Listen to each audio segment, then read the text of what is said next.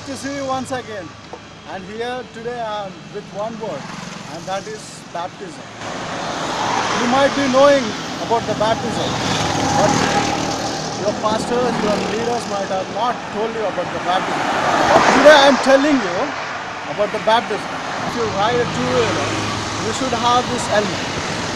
And if you don't have a helmet, then police might catch you hold of. So, and you can tell that I have license, I know how to drive.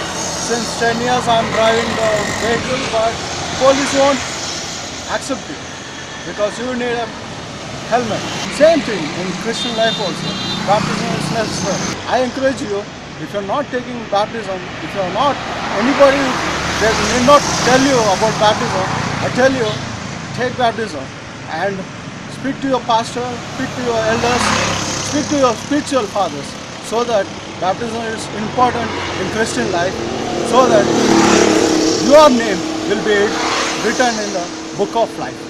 And I pray and bless you, encourage you to take baptism. God bless you.